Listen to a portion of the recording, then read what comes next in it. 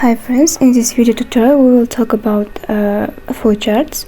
A flowchart is a graphical representation of an algorithm. It's used to describe the sequence of actions that need to be performed to solve a problem. They can also be used to track progress towards a goal. A flowchart consists of various elements, each of which has its own meaning.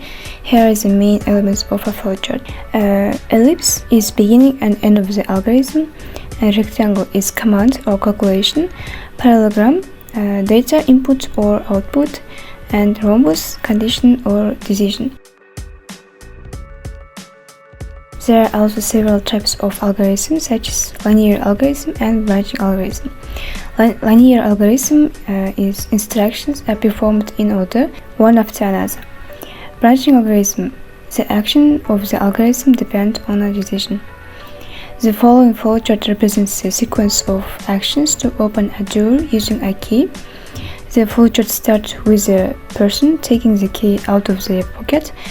Then the person inserts the key into the keyhole and turns it twice.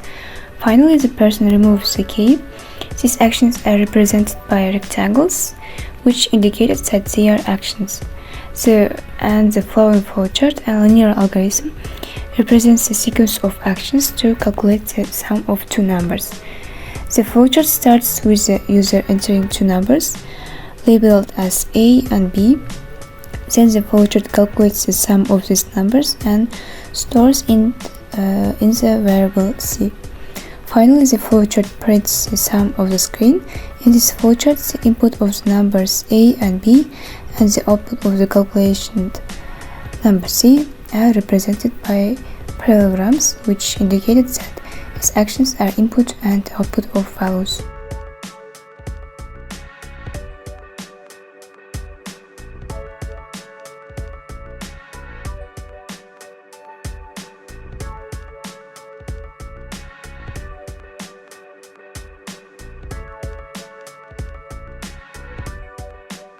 And the following flowchart is an example of a branching algorithm.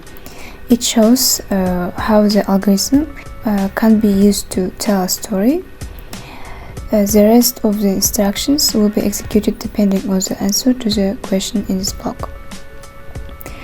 The algorithm starts in Little Red Riding Hood goes to see her grandmother, and she meets Wolf, who asks how to find grandmother.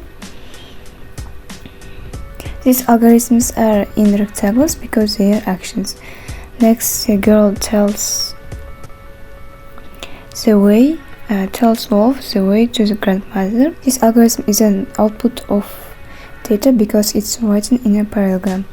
Next, the condition will the wolf find grandma's house is given. The next action depends on this condition.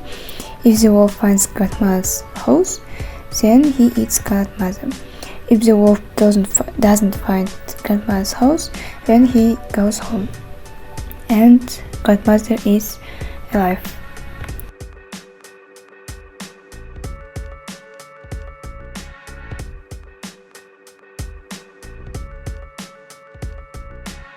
And the last flowchart is used to determine the grade level. This flowchart has two conditions. In the first condition, if the entered number is less than 5, then the student is in elementary school.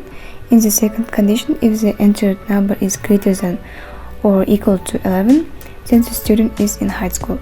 And if not, the student is in middle school. Flowcharts are a useful tool for describing algorithms. They help to understand an algorithm, and they can also be used to document it. And in this video tutorial, we learned about basic concepts of flowchart and looked at examples of different types of flowchart. And thanks for attention, and don't forget to subscribe our YouTube channel. Repeat it.